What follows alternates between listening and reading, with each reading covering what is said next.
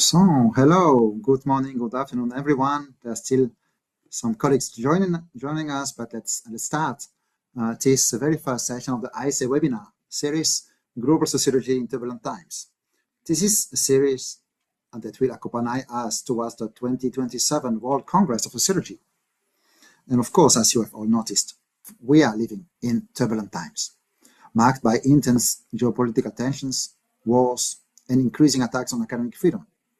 In such a context, one of the key roles of professional associations of sociologists, such as the ISA, is to provide knowledge grounded in different kinds of sociological analysis and to foster analysis that allows us to better understand both the situations and the work carried out by sociologists and social scientists in the countries most affected by the situation. When war erupts, when a genocide unfolds, one might assume that research in sociology becomes secondary, that it is not the main priority, that it is suspended until the end of the conflict in Ukraine, in the Middle East, Eastern Congo, and elsewhere. Sociologists, many of our colleagues, tell us a very different story. They show us that sociology and social sciences remain not only possible, but crucial under such difficult conditions. Sociologists continue to work, to research, to produce knowledge in this difficult, extreme context. And they deserve our recognition, our support, and we have all to gain from more dialogue, from learning from them.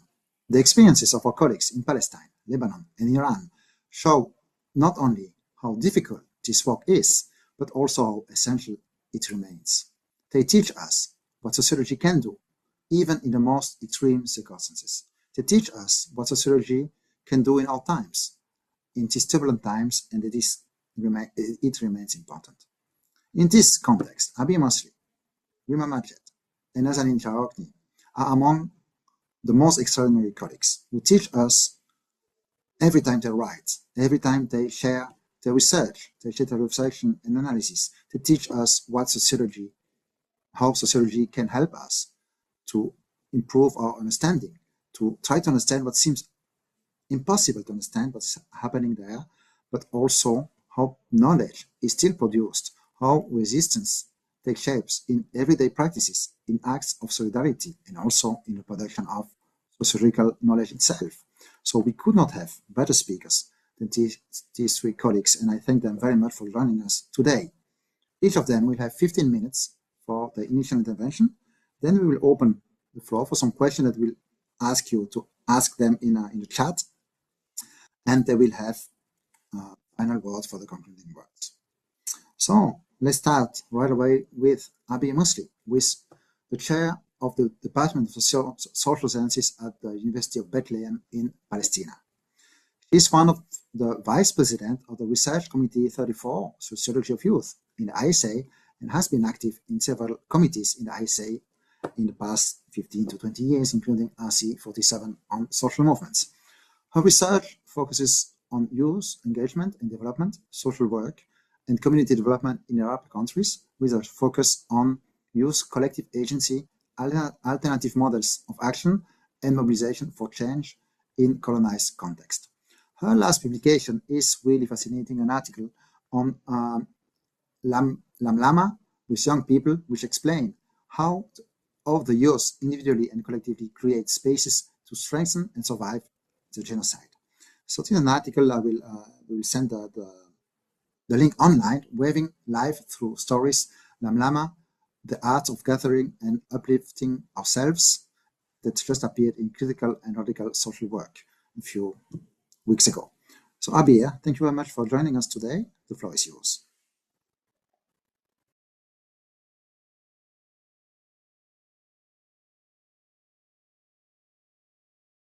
You are still muted, Abeer. Yes. Thank you, Geoffrey, for the invitation, and thank you for having this webinar. I'm really honored to be sharing the floor with my colleagues, Rima and Nazanin. It's definitely not the easiest time for our countries. It's full of pain, and very heartful feeling for our lives, but still it is important to have the voice out. And this is one of the things that it is great that we're having this webinar at the moment to share the voices from our region. I would start my talk for today with sharing three pictures or three, and this is Muhammad. He's actually he's in Gaza. He's from northern of Gaza, and he came back after to the north, and he's trying to in this picture what he's doing, he's trying to recollect the remaining of his family that remained under the rebel for 2 years. And what he's trying to do is trying to find or to give them a proper burial. Maryam Muhammad al-Khatib, a survivor of the ongoing genocide, recently wrote, "No one dies complete. After a missile strike, everyone searches in the debris to put their loved ones back together. Mothers search for their children's head to match their bodies. To be a good mother in the rest of the world is to feed your children good food and to keep them warm. But to be a good mother in Gaza is to bury your children whole." Another picture I would like to share with you, which we had last month, actually in the village of El Khair, which is in Masafir Yatta, in south of Hebron, which is in the West Bank. And here you would see these are the students of El Khair. You see one of the students here, and then you have the wire fence and the Israeli soldiers that behind them. Their schools was demolished on that day. And these children refused to stop studying, and they sit on the ground just next to the wired fence and continue studying for the whole day and the remaining of the rest of the week. And they're still doing this act till now. Another picture I would like to share with you, this is from Bethlehem. This is the apartheid wall in Bethlehem. And this is the Palestine Marathon. Actually, this Friday, we're going to have the Palestine Marathon, which is under you see the Palestine Marathon is under the right of movement. And in here we have people joining to create a different form of livability. Just to understand the setting, when you run the Palestinian Marathon in Bethlehem, you don't have a 42K to run because you're surrounded by checkpoints, by the apartheid wall. You have to run next to the apartheid wall, next to the checkpoints, and you have to run the trail twice. So you would complete a 42K. So it's that much how much the space that we have is totally shrinked in a Palestinian context. So these three cases actually creates a space of respect for life and dignity. It's during an ongoing erasure in which the colonial state and the global community are failing to protect even the dismembered bodies. The act of collecting the remains or sitting on the ground to study and running for the Palestine are all acts to collect and protect, are all acts of love. They are acts to protect the scattered parts and to build a new livability. It is to build a life again. They are a refusal of the fragmentation of the Palestinian body, whether it is the flesh or the land, this refusal, it's actually revealing the settler colonial ongoing desire to speak power through smattering of the to attempt to prevent both Palestinians and Palestine from being whole. The genocide in Gaza took the Palestinians back in time to the year of 1948. As Shireen Sekali says, they slept in 2023 and they woke up in 1948. And by the way, on 15th of May, we are commemorating the 78 years of Nakba. The Nakba means the catastrophe. It is the year where the state of Israel was established over the ethnic cleansing of the Palestinian. So facing the atrocities of the genocide and the annexation of the West Bank, or the continuous ethnic cleansing of the Palestinians holding an Israeli passports in the areas of 1948, are all different ways, different collective ways of sharing stories in which we are trying to write our collective counter stories. One of the youth in Gaza that I worked with during the genocide, he says, we were displaced. I was displaced with my family. We walked through what is called a safe passage. After we settled, I decided to write their stories, our stories. I did not want to spend my time collecting water or wood, which is essential for living. But if someone wrote our stories in 1948, maybe we are not here now. In his testimony, Muhammad is aware about the erasure of the Nakba. He is a third-generation Palestinian refugee who is living a genocide in addition. He understands the importance of securing water and wood for survival, yet for him life is more than that. Muhammad understood the right to narrate, in which Edward Said talks about. As such, he refuses to diminish his life to survival out of act of love and responsibility toward preserving the collective. He turns to collecting and writing stories of the Palestinians. Storytelling as a process facilitates building a collective strength within groups and communities and collectively uplift them in the face of experiencing genocide. Building a counter-narrative is an act against the fragmentation of the body and the community that is caused by the Israeli action. As a Palestinian sociologist, I understand the importance of weaving an alternative practice of working with my community and conducting research. It is of importance to understand the erasure that reaches all forms of life. It is of importance not only to shrink the Palestinians to the victims of war or the need of a humanitarian aid, but to understand their agency and power to act. Also, to understand the importance to say no and resist. As such, creating counter stories is one way to subvert colonial erasure, actively reclaiming and restoring our collective humanity, our community, and our existence. Edward Said discusses not only the settler colonial ways of silencing the Palestinians' voices and dominating the narrative, but also the right to narrate. The Palestinians have been denied the power to represent themselves, their lives, and their experiences on a public stage. Counter storytelling, as Devin Atalla tells us, is a way of linking our stories, spaces, land, water, street, and spiritual wisdoms into much more. Through counter storytelling, the indigenous share experiences. They move from individual suffering into a collective we. As such, the Hakawati, or the storyteller, is a collective that built through sharing stories, and they transform the existence from attempted erasure to flourishing collectives. In a context of colonization, initiatives and communities become essential spaces to facilitate the building of a collective as a community.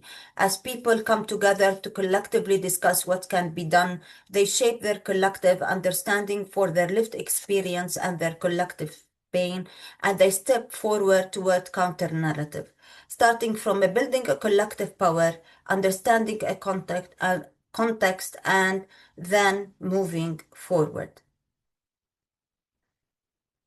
The narration is a process of a way of sumud, and with sumud we're talking about steadfastness of the Palestinian. It's a way of staying in your land in the face of displacement, in a way of being replaced by the settler colonialism. As a Palestinian sociologist, I understand the pain of erasure. I live it every day. I see it when my students has to pass a checkpoint to reach to the university, or when I have to pass through the colony that is on my own town.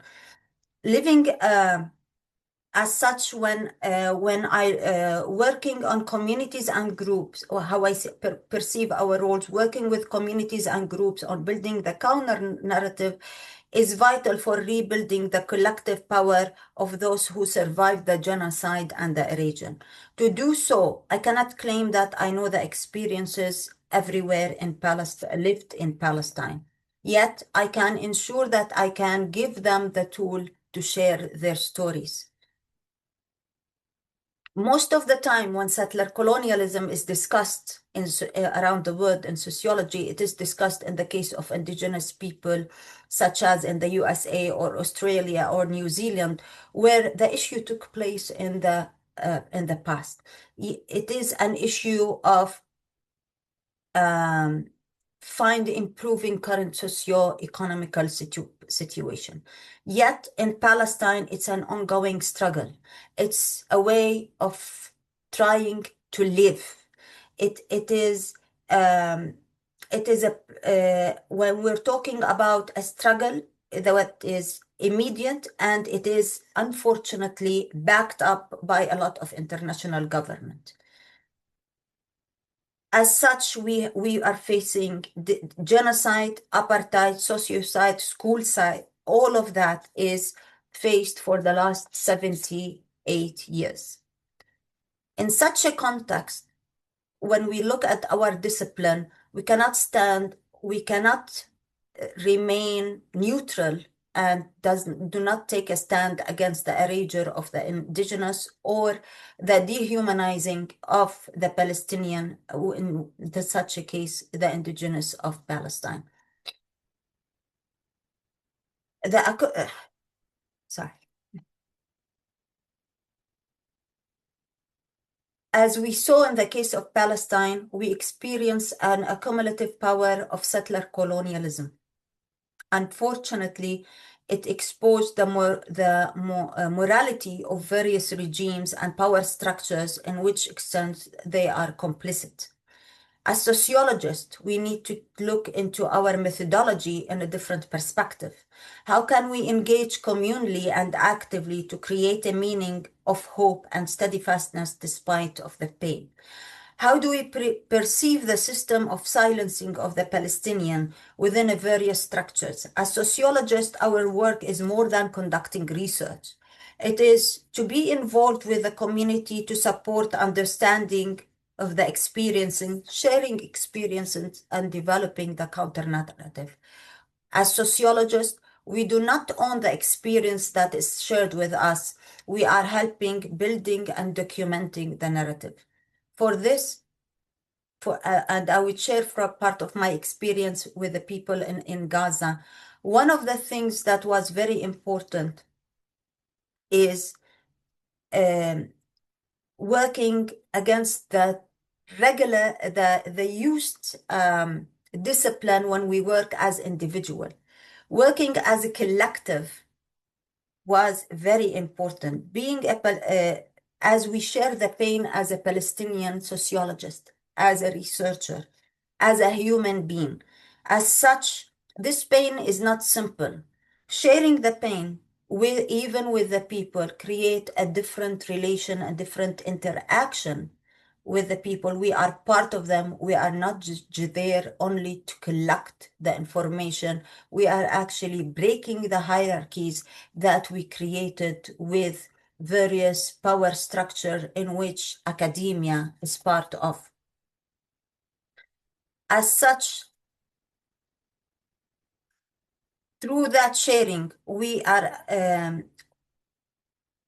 move closer to our community, and through that provide us with a motive, not only to document the knowledge, but it's also a process of healing and continuity for ourselves. And this is one way to think about it. Sociology, it cannot be neutral. We cannot be, I know we are short in time, so I'm gonna try to wrap up. We cannot be neutral to injustices or support wars. We have to take an active stand in supporting the victims, which is part of our moral compass. Today, it is Palestine. Tomorrow, it can be any other nation. Taking a stand can start with providing a voice that does not equate the victim with the victimizer. It is about looking at our methodologies, theories, and start to give a space for the global South. We cannot be neutral when injustice take place. Thank you. I can answer a lot more.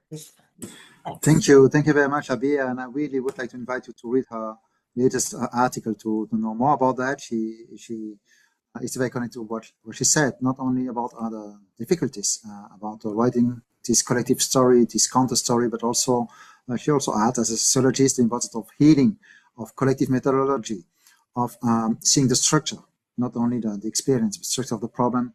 And of course, also then very insightful to have, she says that usual concepts fell short to describe and analyze what happens. And this is where she brings in new concepts as sumud, la lama, and other concepts. So this is, and of course, she ends by saying that sociology cannot be neutral.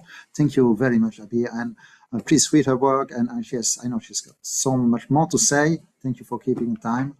This is just the beginning of the conversation. Thank you. Now, so we will move a bit north to Lebanon with Rima Majed, who is associate professor at the American University of Beirut. Her work focuses on social movements and evolution studies, also ethnic and sectarian studies, with a focus on the Middle East. She was a visiting fellow at Princeton University and a bit later a research fellow at Harvard University. Her work has appeared in many important journals, books, and media platforms, including American Political Science Review, Social Forces, British Journal of Sociology, the Handbook of Sociology in the Middle East, and of course, Global Dialogue in ISA. She's also the co-editor of the book on the Lebanon uprising of 2019, Voices from the Revolution, which was published in 2022. Rima, thank you very much for joining us today. The floor is yours. Thank you so much, Geoffrey. It's actually timely that I'm talking to you from Beirut, and we just had 2 sonic bombs shake the city. So, but let me start by thanking Geoffrey, Cecilia, and the ISA for organizing this panel. It's truly a pleasure to be reflecting with all of you here, and alongside, of course, such great co-panelists, both Abeer and Nazanin, on the state of our discipline and the wars we are living in the Middle East. I have to say that the ISA has been one of the very rare and important spaces for sociologists from around the world to come together in our days for the difficult yet very urgent discussions of our times. So my task today is to reflect from Lebanon, but it's hard to talk about Lebanon and its war without going back to Palestine and our intertwined histories and geographies. Since the genocide in Gaza started in 2023, the wars unfolding across the Middle East have once again laid bare the racial and colonial order that still structure our world. These wars have exposed with striking clarity the different values of human life, the disposability of some bodies, the normalization of their mass killing under the language of security, self-defense, terrorism, or geopolitics. What we are witnessing is, of course, not new. It's the continuation of a long colonial history in which entire populations are rendered killable through well-known mechanisms to sociologists, mechanisms of othering and dehumanization, what Fanon aptly described as the reduction of the colonized to the language of zoology, which we have seen with Israeli ministers referring to Palestinians and Lebanese as animals. At the same time, these wars have revealed the remarkable impunity of the genocidaire within the current global order. a terrifying free fall of the post-World War II order, and the rise of the times of monsters, as Gramsci once said. Today, we are living moments of intensification of a global crisis, one that takes the Middle East and as its principal site or node, given the importance of this region in terms of energy, resources, and trade routes globally to the global economy. But this is a crisis in the Middle East with global ramification and with implications that will go far beyond the Middle East in shaping societies for decades to come. In that sense, I mean that this is not only a war of the Middle East, this is a global crisis that we all are facing and are going to face for years to come. But perhaps just as importantly, this moment has also exposed the depth of the colonial mind within the structures of the academy in general and within our own discipline of sociology in some places. Despite decades of post-colonial critique and calls to decolonize sociology, many within the field have failed not only to approach decoloniality as a lived practice, but also to stand with anti-colonial struggles when it matters most, i.e. in real times. Decoloniality and post-coloniality in many cases have become a career rather than a principle and a way of understanding the world. And probably this is one of the things we need to reflect on as a discipline, and with colleagues. This is especially important to mention today at a time when parts of our discipline are once again reproducing what we might call the Palestine exception, the silencing of debate precisely when it is most needed. In this sense, the Gaza moment has functioned as a litmus test, revealing how academic structures, funding regimes, professional associations, publication circuits, etc., continue to shape what can be said and what has to be silenced. While we have long known that knowledge production is structured by inequalities, what we are witnessing in real time, what we are witnessing today is how these conditions under which knowledge about war is produced, legitimized, and suppressed are actively being reinforced within the very discipline that has for a long time invested in decolonizing itself. So I speak to you as I started today from Beirut, a city that has been heavily shelled over the past 2 months, and one that was hit by more than 100 bombs in less than 10 minutes just 3 weeks ago. I was sitting exactly where I am now, giving an online sociology course when the bombing happened, and when I heard my students shouting and running in all directions. Unfortunately, one of them has lost her mother in these bombings. It's also a city that has received more than 1 million displaced from the south and Dahi in the context of an ongoing financial collapse since 2019, one of the worst financial crises since the mid-19th century, according to the World Bank. And all of this was unfolding in what happened to be one of the harshest winters in recent years in Lebanon. The humanitarian crisis is, of course, profound. In less than 2 months, more than 2,680 people were killed. More than 8,000 people were injured. For many of us in Lebanon, this war is not an exceptional rupture, but a repetition. This is actually the second war in less than 3 years. Since the genocide in Gaza has started, Lebanon has undergone 2 wars with Israel, the latest still ongoing despite claims of a ceasefire. So we are told that we are in a ceasefire now, but Lebanon South Lebanon is bombed on a daily basis. And as I just told you, the drone is buzzing constantly above our head, and we still go through sonic bombs every now and then.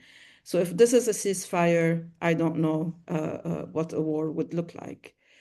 But in the previous ceasefire between the first and the second war, we had a 15-month interval where the ceasefire agreement was breached more than 15,600 times by Israel. The same is happening today. So again, while we are told that there is a ceasefire, there's a de-escalation in Beirut, but Israeli bombs are still falling on the South Lebanon on daily basis, and they continue with destruction and occupation of land. While the claim is that, or the Israeli claim is that the target is Hezbollah, this alibi has become hardly convincing. There are many critiques one can have of Hezbollah, but surely not this one. The killing of children and the destruction of whole villages to the ground is hardly an attack on Hezbollah. But maybe turning to Syria is the best example to understand the expansionism of the Zionist settler colonial project in the region. Syria has no equivalent of Hezbollah or Hamas. It has no armed resistance group that can threaten Israel. It has no army that is strong enough to fight it. Yet, in the past 2 years, Israel has occupied massive land within Syria and that have reached almost the peripheries of the capital, Damascus. So in that sense, settler colonialism does not need an excuse. Blaming the resistance is surely not the answer to understanding how power dynamics are unfolding on the ground. It's worth noting here that Israel is one of the few countries in the world that has no declared or recognized borders and that openly talks about expanding and occupying land of neighboring countries, as it wishes to occupy Lebanese land until the Litani River south of Lebanon, in its own words. Of course, this is for water resources.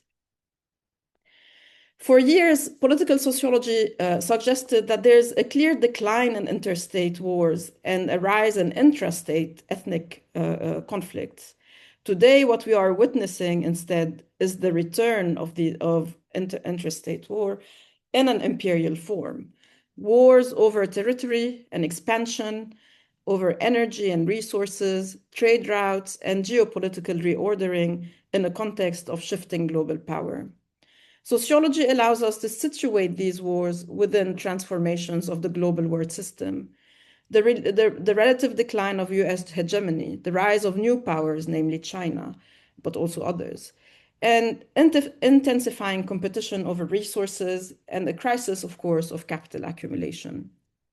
At the same time, the war in Lebanon, as in Palestine, must be understood through the very lens of settler colonialism. Not as an event, but as an ongoing structure that seeks territorial expansion and elimination of indigenous presence. This is exactly what we are seeing today in South Lebanon, where more than 55 villages have been completely razed to the ground and emptied of their inhabitants and now unfortunately occupied. In fact, Lebanon offers a critical case for understanding how imperialism operates indirectly, because unlike the war with Iran that we will hear about from Nazanin, Lebanon is a footnote. It's a small country, and its role in this war is marginal. However, we can still see how imperialism operates in these spaces, for example, through military constraints. So, for example, the Lebanese army is funded by the US, and the Lebanese army at the beginning of the war has been ordered to leave South Lebanon and therefore to leave villagers to face Israel on their own. This cannot be understood only by looking at Lebanon without understanding the broader and very complex relationships of imperialism and who funds and who runs these regimes. It's the same thing with conditional financial aid that require disarming Hezbollah as prerequisites, for example. So this is kind of indirect ways of imperial power operating in this space. At the same time, there's a constant risk of transforming external war or what we're living now, the Israeli war on Lebanon, into internal conflict through the activation of sectarian divisions, or playing on these internal divides, the politicization of difference, and the instigation of civil war. Of course, as we all know, as sociologists here, societies do not slip into wars. Wars are political decisions that require arming and funding and training and external backing. So I'm not trying to suggest that the intensification of internal divides will automatically turn into a civil war. But I'm saying that the sociologist of race and ethnicity and the sociology of sectarianism, we know too well that when there's a decision to politicize these internal differences, and we've seen in many places how colonial powers play on these differences to divide and rule, right? So this is a danger that is very much imminent in Lebanon. This war is, however, not only a war of armies and armed resistance, but it is, I think, first and foremost, a war on society itself. It is for that reason that we should think, as sociologists, care about this war as something that is core to our discipline and its interests. In South Lebanon, as I said, entire villages have been erased. Agricultural lands have been deliberately burned, often through the use of phosphorus, with the aim of preventing agricultural labor and thus preventing the return of villagers and agricultural workers. Homes have been looted, hospitals and schools have been targeted, and some families annihilated to the point of disappearing from civil registries. We have heard similar stories before. It is the Gaza playbook all over again. This is a systematic strategy, a strategy of ethnic cleansing and erasure to remove existing life and to ensure that return is not possible. By systematically targeting schools and hospitals, burning trees, and throwing phosphorus on agricultural land, Israel's aim is the destruction of society, a destruction of the very conditions of life, an assault on social reproduction, and therefore an attack not only on the present, but also, and maybe mainly, on the future. Such war deeply reorganizes society and social life. These are wars on labor. In Lebanon, youth unemployment is rising sharply as the war continues. These are, of course, class wars. Inflation, displacement, dispossession intensify inequality. These are wars on childhood. There's an entire generation of kids that are facing disrupted education and long-term trauma. And these are also wars on women. More than 17,000 displaced women are pregnant. We also know from working on the ground that gender-based violence, for example, is increasing under these conditions of precarity. There are also wars on refugees. Lebanon hosts the highest number of refugees per capita in the world. In this context, war compounds vulnerability, layering displacement upon displacement, and deepening existing forms of marginalization. In the bigger geopolitical story of these wars, we do not see these stories of society and the millions of struggles within them. Feminist scholars have developed powerful theorization on war and social reproduction, the destruction not only of lives, but of the infrastructures that sustain collective existence. We need to learn from them and listen to them in order for our field to grow in the right direction. And yet, sociology also teaches us that society does not simply collapse under violence. It adapts, reorganizes, and resists. Resistance can take many forms. It can include armed defense, but also it can include everyday practices and resistant ecologies, as Munira Khayyat calls them in South Lebanon. Solidarity networks, supporting the displaced, the preservation of seeds and agricultural knowledge, the care for animals and cats specifically, the food sharing, and the maintenance of social bonds. These practices can be understood as infrastructures of survival. They show that resistance is multifaceted, military, social, but even reproductive. But resistance can also be, and that's my call for today, it can also be academic. Archiving, analyzing, theorizing are all essential practices of resistance. A resistance to erasure and a resistance to the dominant narratives.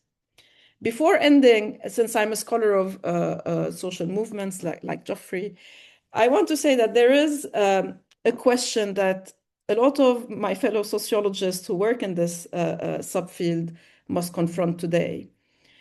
Where is the anti-war movement in the core of the empire?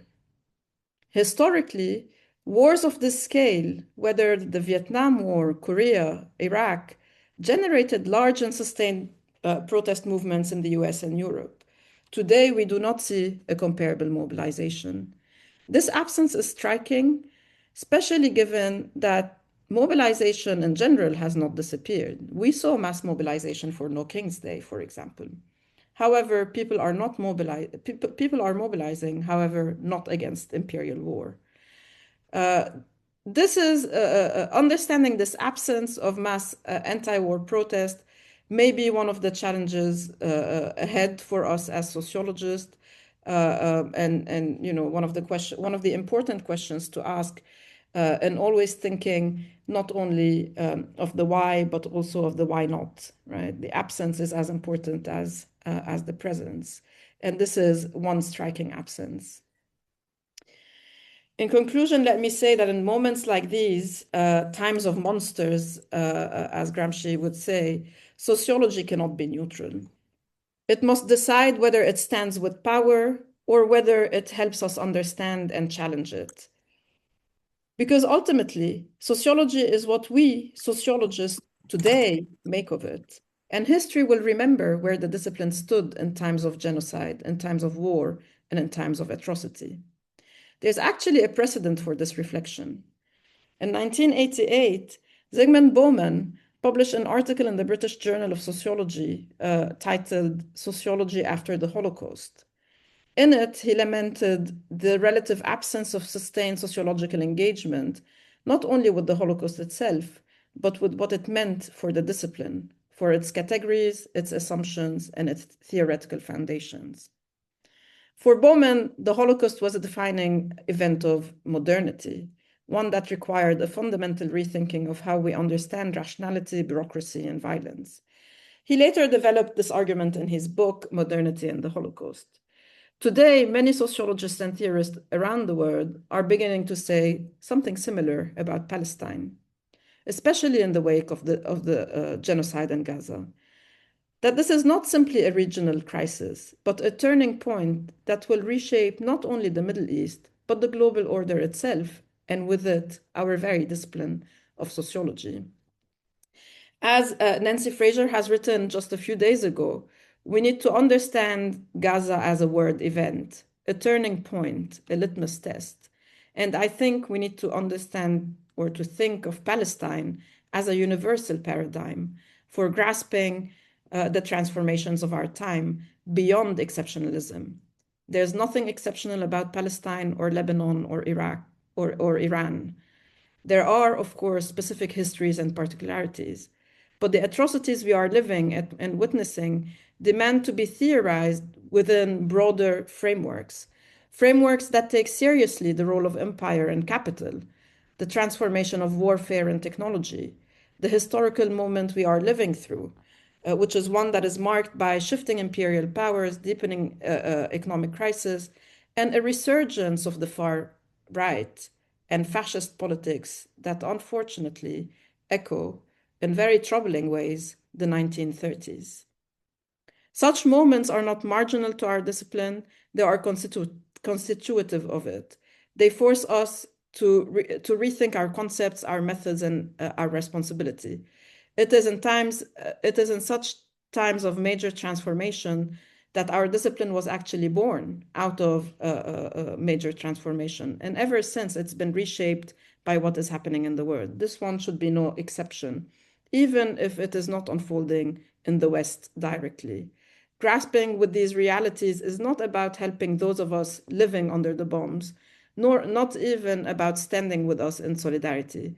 It is first and foremost about saving this planet for all of us. Fascism knows no border, and imperialism has no respect for nation states and their limits. This collapse is total.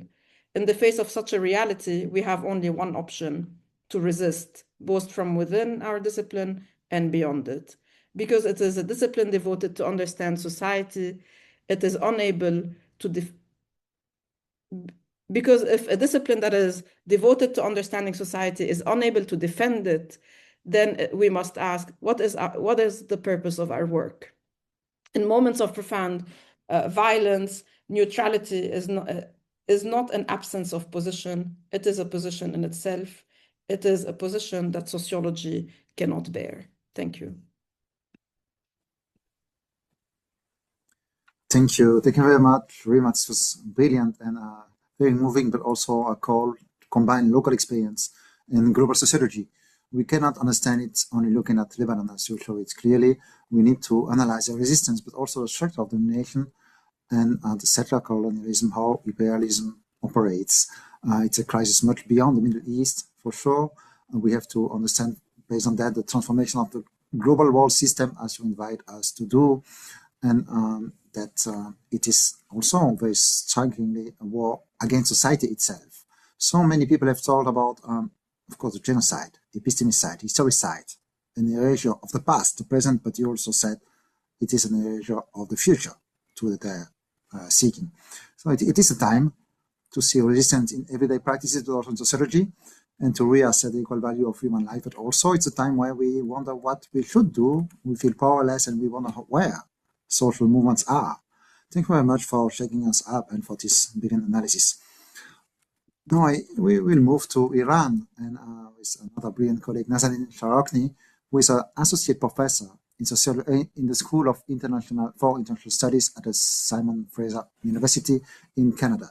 She holds a PhD in sociology from the University of California, Berkeley, and serves currently as a member of the executive committee of the ISA, the International Sociology Association, where she leads the 2026 ISA PhD Rotary and the Committee on Status.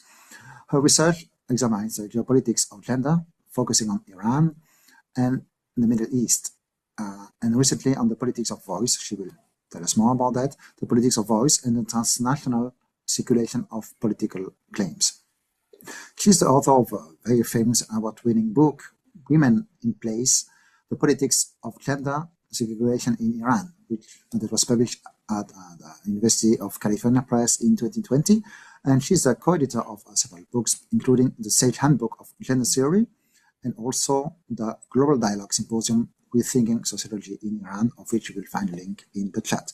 Thank you very much, Nazanin, for joining us today, for co-editing this very insightful symposium, very timely symposium on sociology in Iran, and for being such an important voice in the ISA. Thank you, Geoffrey. Before I start, I just wanted to also acknowledge my co-editor for the Symposium on Global Dialogue, Rehane Javadi, who's one of the participants here as well. So thank you to the International Sociological Association, especially to you, Geoffrey, for convening this series and creating and also protecting the space for us to come together and have this dialogue. Thank you to my dear colleagues Abeer and Rima for sharing insights from Palestine and Lebanon. You have my love and solidarity. The panel invites a set of interconnected moves, questions of voice, visibility, and comparison. Rather than taking them as given, I want to treat them as analytical entry points. So let me begin with an acknowledgement. I'm joining you here today from Vancouver, a city that is located on the unceded ancestral and traditional territories of the Musqueam, Tsleil-Waututh, and Squamish nations. But I'm here today in part as a representative of Iran.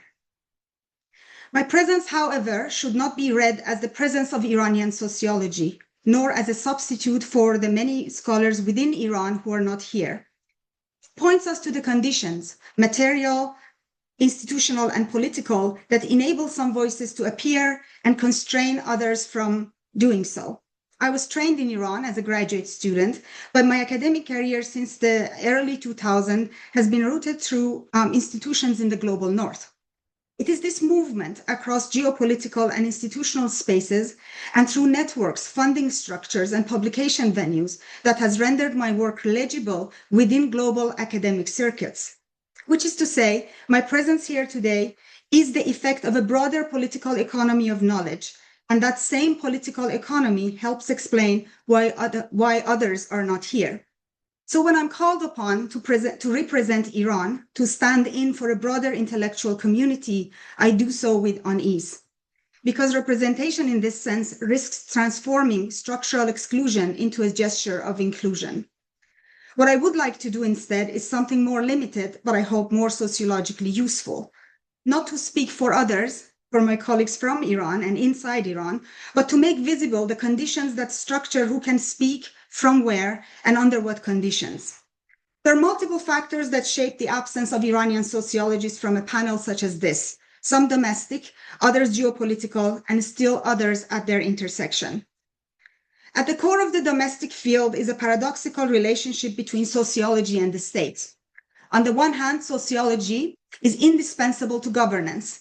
It renders society intelligible, mapping relations, identifying tensions, diagnosing change, and making the people knowable to institutions of rule. In this sense, it helps the state see. On the other hand, it exceeds this function.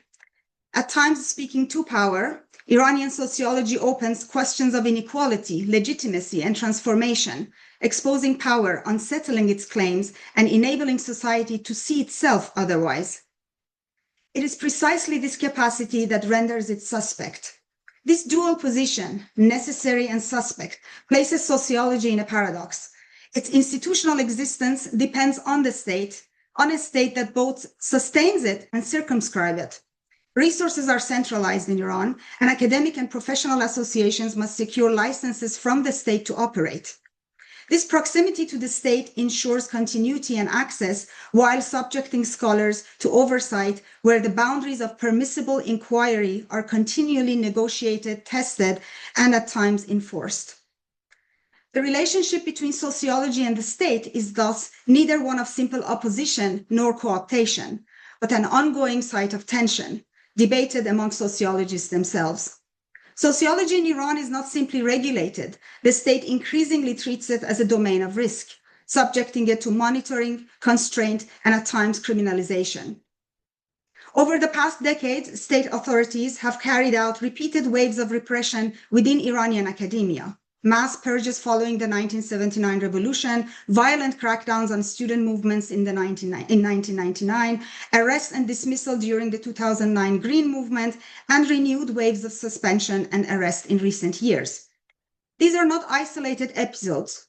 They form a pattern through which the state disciplines critical scholarship, narrows institutional spaces, and continually redraws the boundaries of permissible inquiry.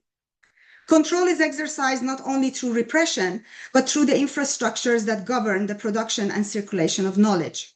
Authorities periodically restrict, slow, or shut down internet access, the very medium on which contemporary academic life depends. Participation in a webinar like this presumes reliable internet, access to global platforms such as Zoom, Teams, or Google Meet, and the ability to speak across borders without interruption or surveillance.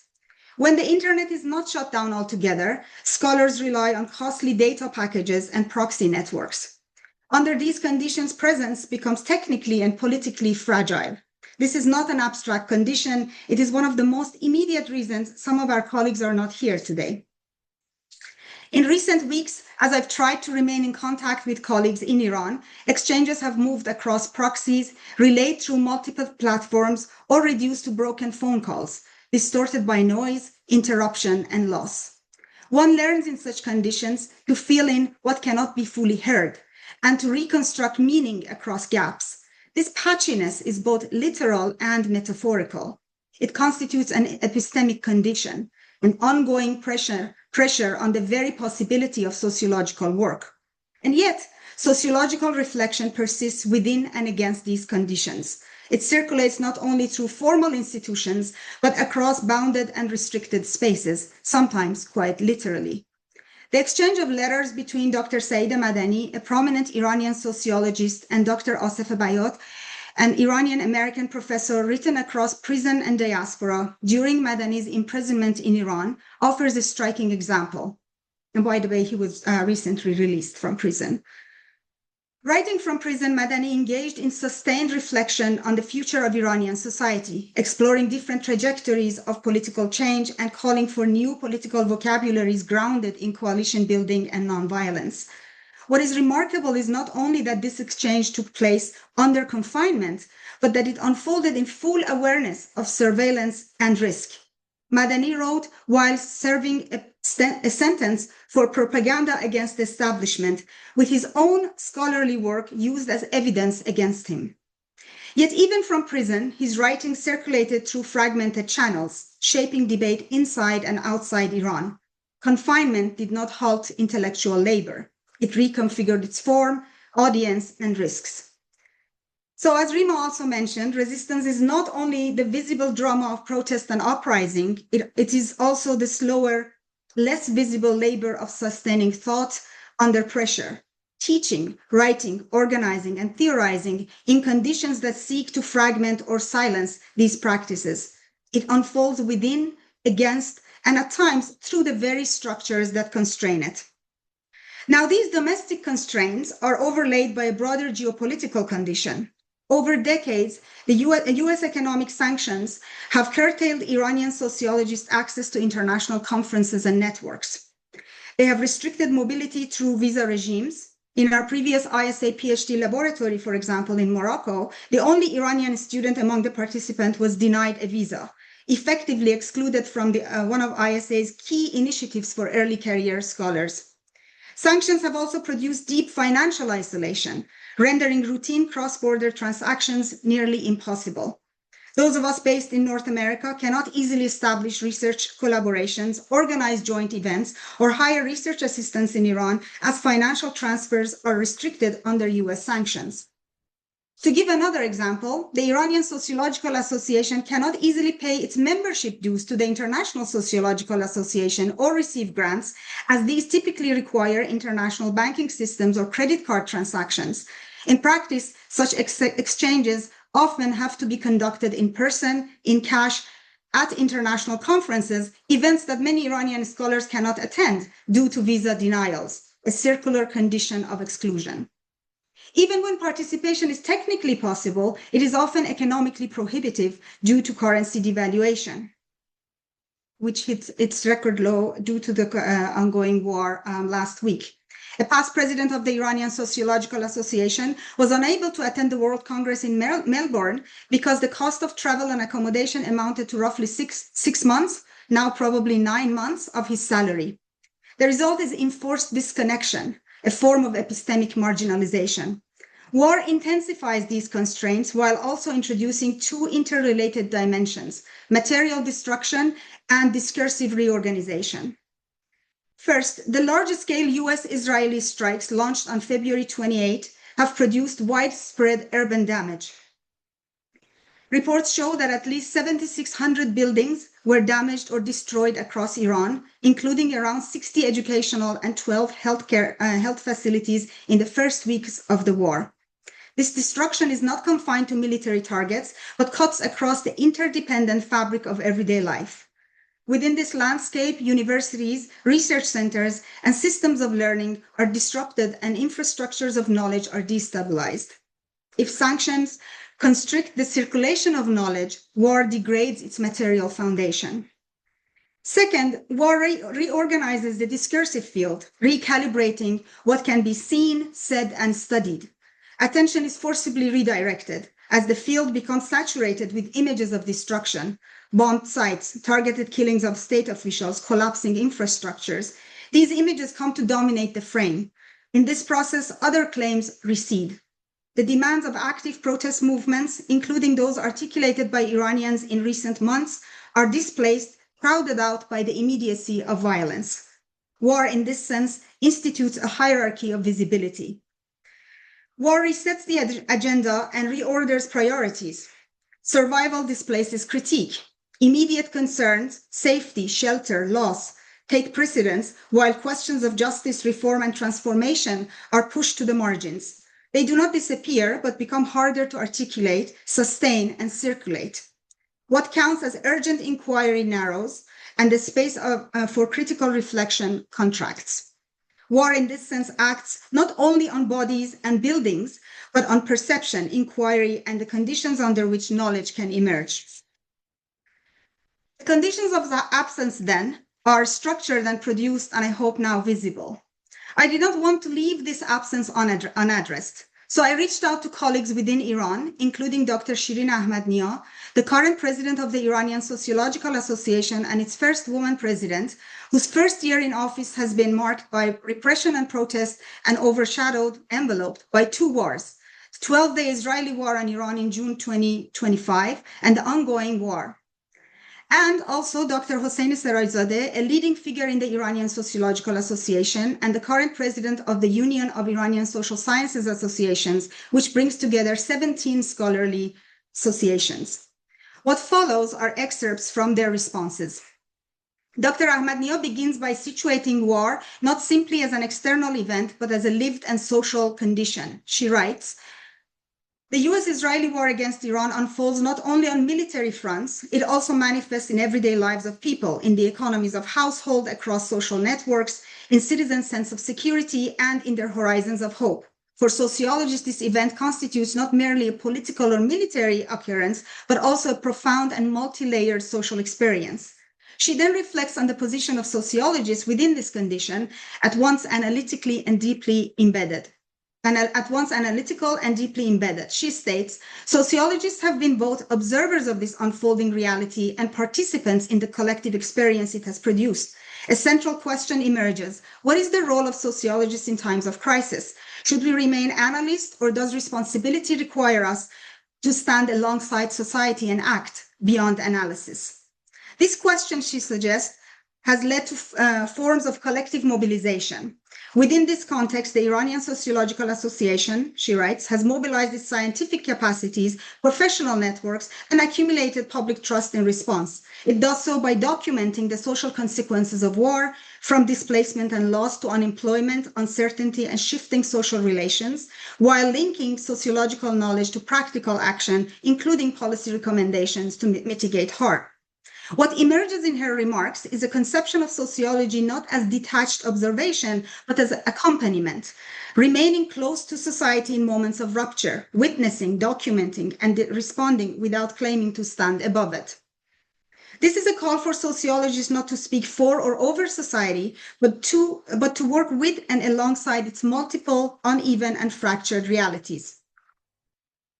Dr. Hossein Seraizadeh situates these practices within a broader structural condition, describing what he terms the paradoxical positioning of sociologists in Iran, shaped not only by the dynamics I just outlined, but also by the dual effect of war itself. He writes, on the one hand, as an external threat, war can generate forms of social and national solidarity. On the other hand, it expands state power, intensifying surveillance, consolidating control over information, and justifying restrictions on civil liberty as an existential necessity for preserving national integrity.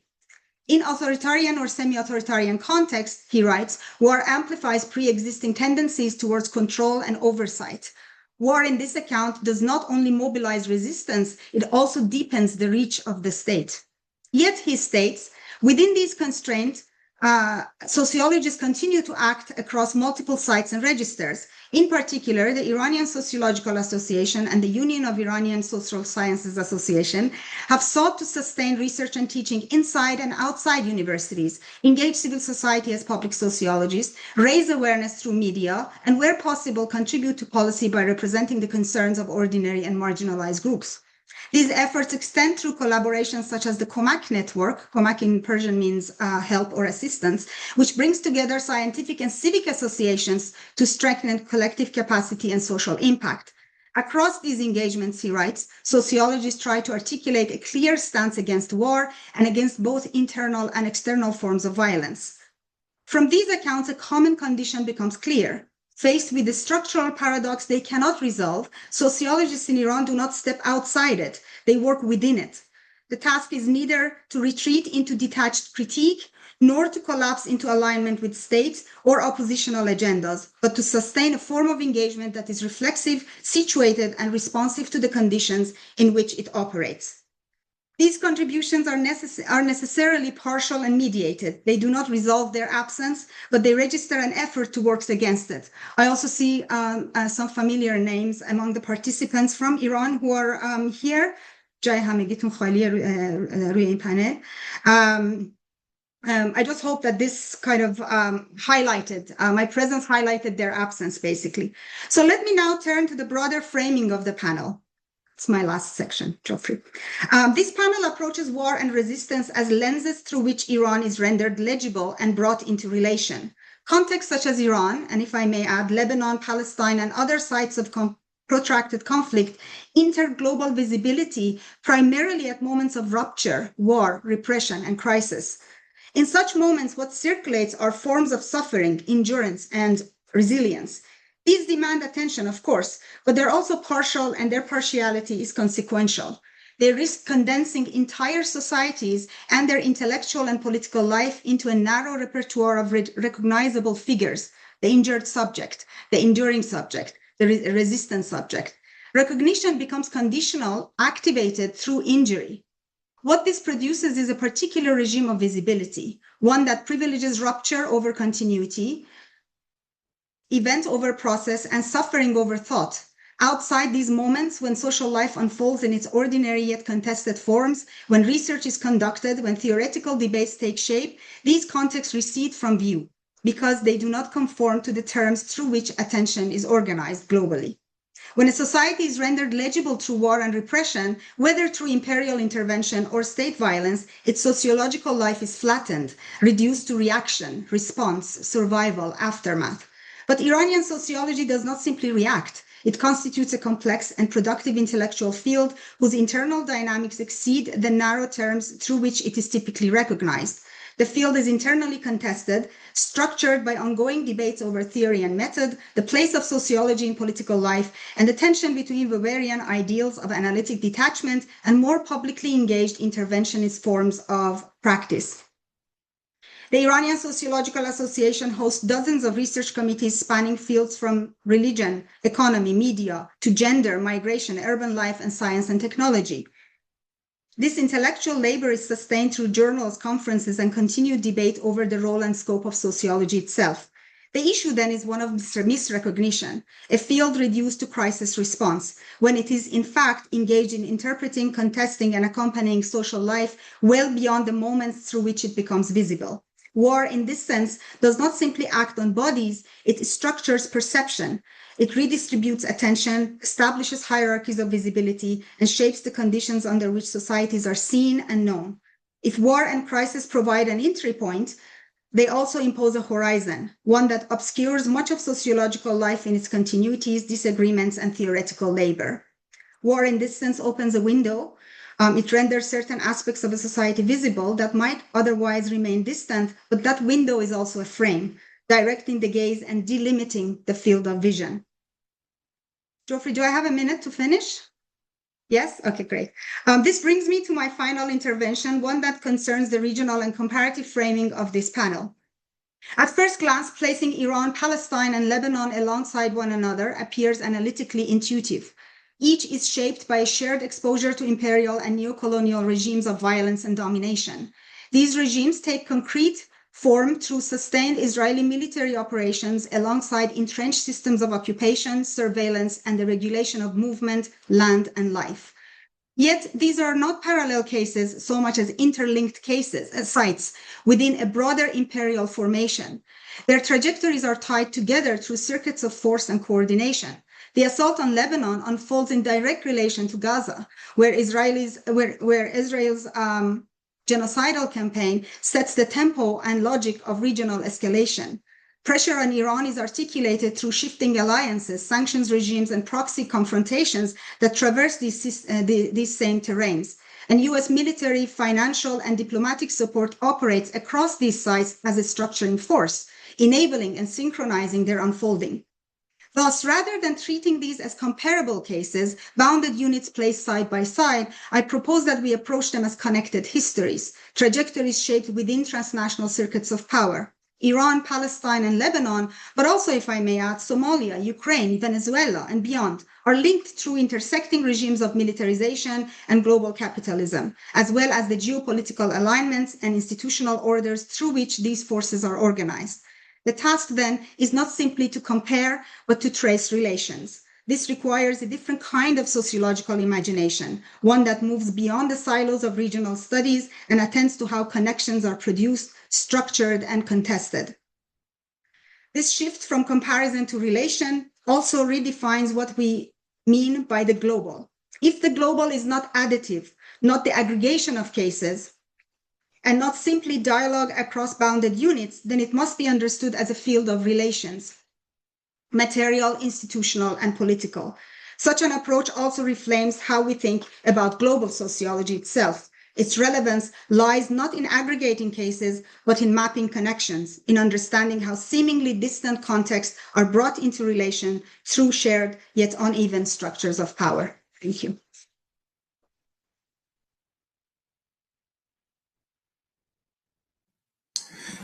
Thank you very much, Nazanin, for another brilliant talk. You remind us that resistance is not only visible, it's also going on in less visible ways, teaching, writing, researching. And I could remember so many colleagues from Ukraine, from Lebanon, from Palestine, from Bethlehem University, and of course Lebanon, Rima told us, that are doing their work and they keep teaching, they keep researching, writing in this difficult context. So thank you very much, Nazanin, for that and for carrying on the sociology of absence. And Abeer and Rima started. It is an unequal dialogue. Many of us are not here and should be here. We also have infrastructures, as you said, that deny access to forums. This is important. Epistemic marginalization, certainly, this resonates. But also you end up with a call, not only for sociology that cannot be neutral, as both Abeer and Rima said, and this is actually not Weber ideal. Weber was also committed. But it's also a call for global sociology that is not only about aggregation but relations, that connects, exactly as Abeer and Rima also did, connects local experience, lived experience, and structures. So in that, I think there are a lot of confluence, and it's not casual, in your sociologies, in your talks, and we have now sometimes a little bit of time for questions that will be in the chat, and I will try to some of them. So I invite you all to write a few questions in the chat. The speakers will not be able to reply to everything, maybe to one or two questions. And for the speakers, you will have some 5 minutes to not only to reply, just to make final comments. Also, I think that's very much a dialogue and a lot of complementarity among you. So feel free also to react to that when you have a time, just to make sure that our colleagues have some time to write down the short comments or questions, and then to give you back the floor, maybe in the same order, Abeer, Rima, and Nazanin.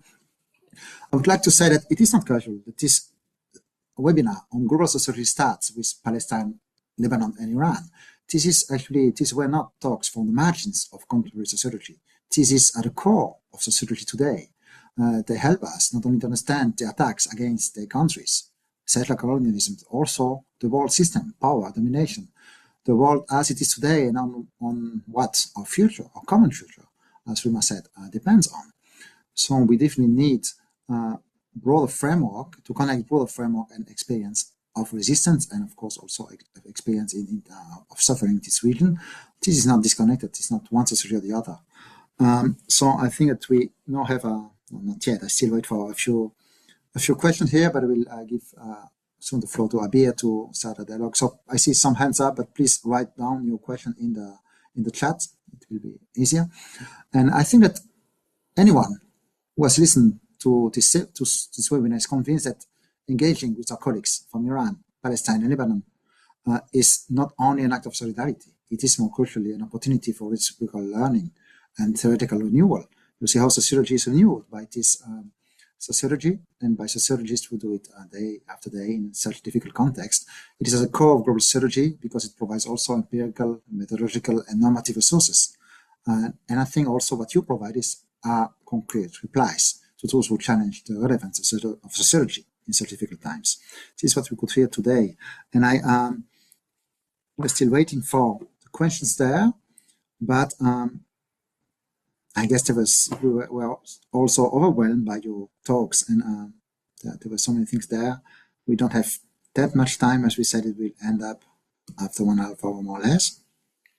So, but I guess that we all saw the conferences among your three talks. And I don't know if, Abeer, you will certainly have many things to connect with, to what Rima and Nazanin said. Maybe would you agree to start? And we have a question here. How do we remain hopeful? This is a big question. How do we remain hopeful during such hours of crisis? Essentially a big question for the three of you, for all of us actually, who hasn't lost sleep in the past few months with all that was happening in the region. So I guess now once it has started, there will be many, many questions. So feel free to pick up some of these questions, but also to react, to connect with your colleagues, with the three of you actually. Abeer. If I could just say something, it would take 30 seconds. Please write it down so that everyone would be equal here, and write it down in the chat. We'll read it. And there are already 4 or 5 questions here. I just took one about solidarity. Well, there are many interesting questions there. We can read them all. Abeer, would you like to start or another one? Just a second. I'm trying to read the questions, Yes. but maybe there will be a flow of questions now. Okay. So maybe I would start with reflecting on the issue of being hopeful. And that's part of, I've been talking, we've been conducting some research with some community workers who's been going to, not in Gaza, but in the north of the West Bank. We have similar to what happened in Gaza in Nur Shams and Jenin refugee camps. So we was talking with community workers, and one of the questions I asked, what makes you go, although like keep going to the site to serve, although you know that you may be killed? And what that community worker said is, if I have the responsibility, I have the commitment, it's the only way to feel alive is to keep moving and doing something. This is something not totally understood when, because usually if you will physically die, you would expect that this is the most danger. But when you're facing a rager, you know that if you do not move, the whole community will move. And this is where I think the difference when you're thinking as a collective, when your identity is the collective, rather than you're thinking of the personal pain. I think that it's not easy to keep hopeful. And this is where I said we are human as sociologists. We feel pain. For example, if I mentioned writing my paper with the young people, sharing my previous experience of and my current experience of living under colonization with their experience, that interrelation that created power. That made me also have to think beyond the self to move toward the collective. It's not always easy to keep hopeful and move forward, but and we are humans afterwards. But it is the only remaining things to survive. It's the only thing remaining to create a livability, to feel alive, not only to survive. To feel alive is to act. And this is the importance. It's to keep that hope that you will be free, and you're doing something. You're moving forward. So this is something to think about. There was another question about what kind of solidarity is there, and I would say it's more about,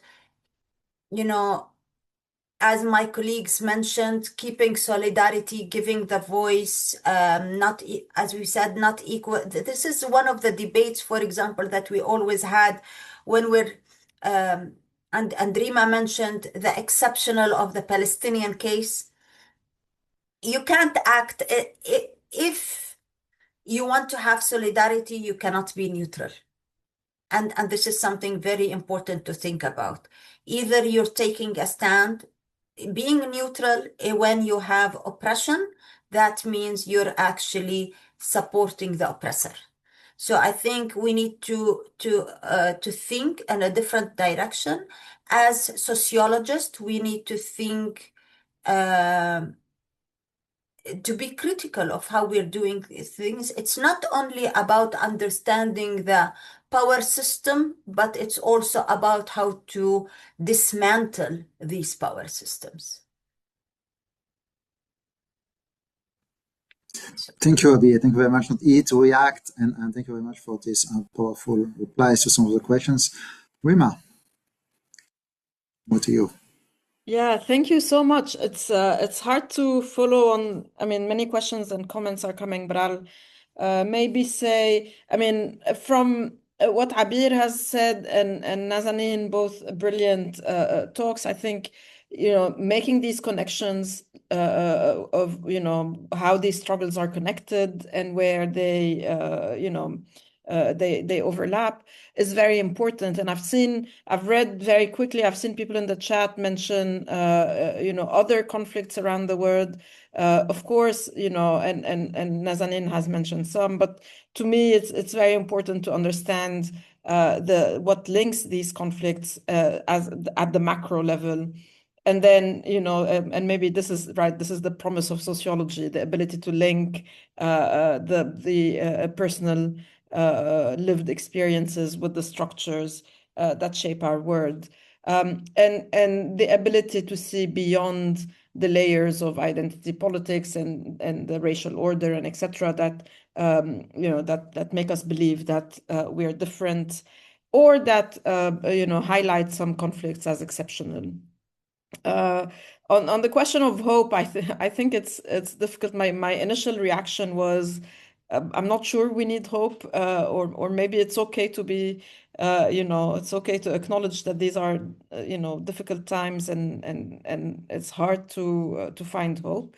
But what we need is probably, the old mantra of optimism of the intellect and optimism of the will and pessimism of the intellect. And I think our role in analyzing it is pessimism of the intellect, because we're talking about these very atrocious structures and what they're doing.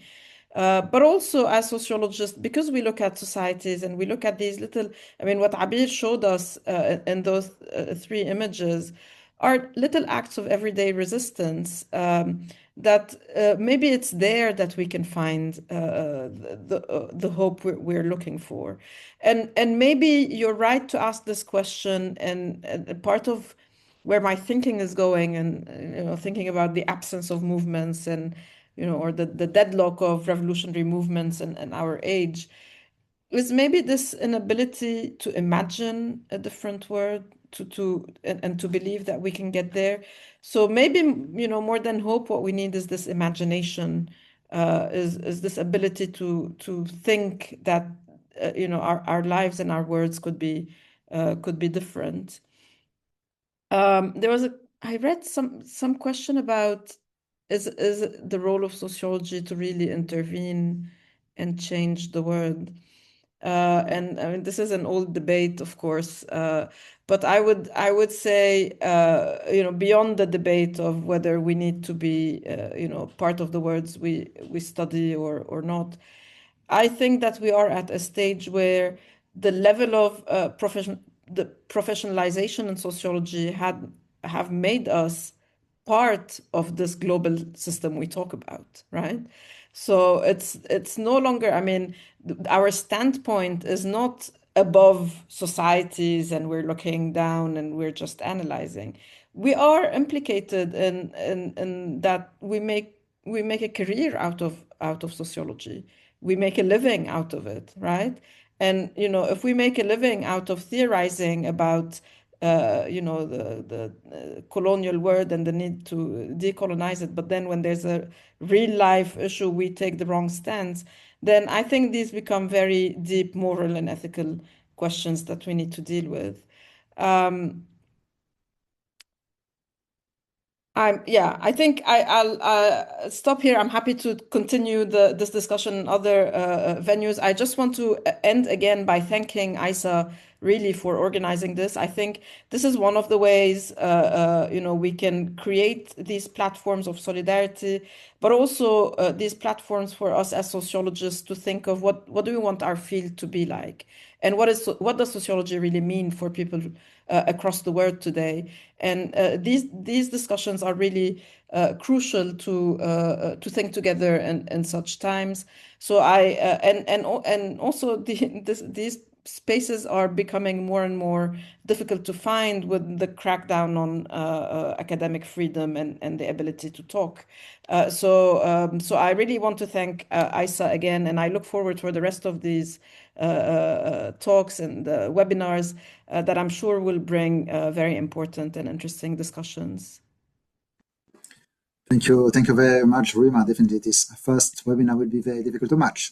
But we still have a very important intervention by Nazanin, who will give you the final words. Nazanin, after it's not easy after Abeer and Rima that were also so insightful. And the floor is yours, Nazanin, for a short conclusion. Sure, it's very hard to have the last words on such panel after Abeer and Rima. I just wanted to pick up on this question of hope, and I don't know if I have hope to offer, but I can just share what I personally think, or how I've remained hopeful, whatever that means for each one of us, in the past few years. I keep thinking about Arundhati Roy's book, The God of Small Things. It is actually not so much about hope. It is about how seemingly unimportant moments can have kind of immense lasting effects, and it starts with the death and all that. But I love the title, and I think Rima and Abeer, both in their talks and in their remarks now, mentioned that what we need is maybe kind of this going back and forth between thinking big but also acting small. Small steps really matter. Sometimes, as Rima also mentioned, but just creating spaces where we can hold. For me, I keep going back to the notion of relation and relationship. And I think that's the most important thing. We do need to kind of stay in relation with one another and take relationality seriously. And in order to do that, we need more of such spaces, and creating spaces for thinking together, for being together, and for offering the same help to others. That's the most important part. So that's each one of us can create our own spaces, even in our daily lives. Another thing is the content and what happens in these spaces. I think it's paying attention to relationality. I see a political scientist in the audience who has written, in the participants who has written that we need to have more interdisciplinary conversations. I think it's the interdisciplinary, interscalar. Believe it or not, while I am here in Canada, the people who have given me hope mostly have been the people who are inside Iran. So ironically, the people who have lifted me during these past few months have been the people who are grounded in Iran and engaged in everyday acts of community building, care, mutual aid networks. So they are the ones that actually take their small steps. So they see it as necessary. They don't take it as seriously as we analysts here take it as seriously. So I would just end with that, maybe to stay in this relation that we are creating. Thank you. Thank you very much. This was really a very insightful webinar. Extraordinary. It was for me a very important moment in the association, the ISA. And Rima asked, just to end, to put you once more in dialogue. Rima asked, what does sociology mean today? What do we do? What do we want to make of our field? This is a crucial question. It's a crucial question for the ISA. And here again, Nazanin brought some reply. We need spaces to think together, to be together in such difficult times.